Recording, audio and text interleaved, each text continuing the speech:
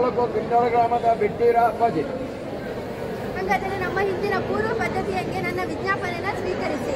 ಖಡ್ಯದ ವೇದಿತ್ತೇಳೋ ಹೈದಂಗೆ ಮಾನಕ್ಕನ ವಿಡತ ಹೇಳೋ ಗೂಡನ ವಧುವರರಾಗಿ ಮಾಡಕೂಟ ಈ ಮುಂಚೆ ಮನದಂಡ ಮಾಡಿಕೊಂಡು ಮತ್ತೆ ವಾಗ್ದಾನ ಮಾಡಿಕೊಡುವಂತೆ ಆತಲ್ಲ. ಮನದಂಡ ಉಭಯ ಹಸ್ತರು ಕೂಡಿ ಆಕಾಶದಷ್ಟು ದೊಡ್ಡ ಚಪ್ಪರ ಹಸಿ ರತ್ನ ಖಚಿತವಾದ ಮಂಟಪದ ಅಡಿಯಲ್ಲಿ ಸಮಸ್ತ ಬಂಧು ಬಾಂಧವರ ಸಮಕ್ಷಮಲ್ಲಿ ನಮ್ಮ ಮುದ್ದು ಕಲಿನ ನಾವು ದಾರಿಯಲ್ಲಿ ಕೊಟ್ಟಳು ಅಷ್ಟೇ ತಾನೆ. ಋಷ್ಯಾಶ್ರಮದಲ್ಲಿ ಶ್ರೀರಾಮನಿಗೆ ವಿದ್ಯಾಶಾಸ್ತ್ರಗಳನ್ನ ಸೀತಾರಾಣಿಯಂಗೆ ತೂಗು ಮಂಚದ ಹಾಸಿಗೆ ಮೇಲೆ ಯಾಗೋಳು ಅಲಂಕರಿಸಿಕೊಂಡಿದ್ದ ನಮ್ಮ ಗೂಡನ ಕೊಡಕೂತ ನಾವು ಎರಡೂ ಕಡೆ ಕೂಡಿ ಜಾತಕಗಳ ಕೂಟ ಕೂಟ ನೋಡಿಕೆ ಪುರೋಹಿತನ ಕೈಯಲ್ಲಿ ಹಾಡು ಕೊಟ್ಟು ಕಲಿಸಿ ನಲಗು ಕಟ್ಟು ಕೈಯಾಲು ಬಾಡಲಿ ಸಣ್ಣಕ್ಕೆ ತುಪ್ಪದ ತಟ್ಟೆ ಮೇಲೆ ಗಣಕೂಟ ಕೂಟ ನೋಟದಲ್ಲಿ ನಿಮ್ಮ ಹೈದಕ್ಕೂ ನಮ್ಮ ಗೂಡೆಗೂ ಸುಖ ಸಂಪನ್ನರಾಗಿ ಮಾಡುವ ಯೋಗ ಇದ್ದರಿಲ್ಲ. ನಿಮ್ಮ ಭವನದ ನಮ್ಮ ಭವನಕ್ಕೆ ದಿಬ್ಬನಾಗಿ ಬಂದೊಳ್ಳಿಯಲ್ಲ.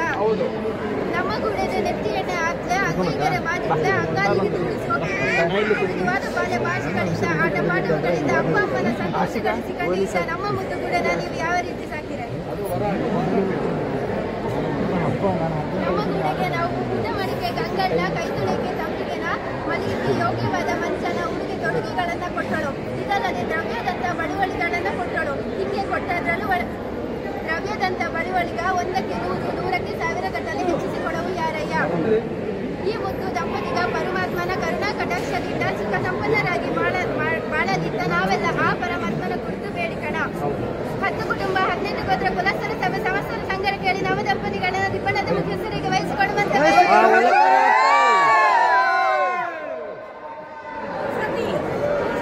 3 ಸತಿ ಹೇಳಕ್ಕ. 3 ಸಲ ಹೇಳ್ಬೇಕು.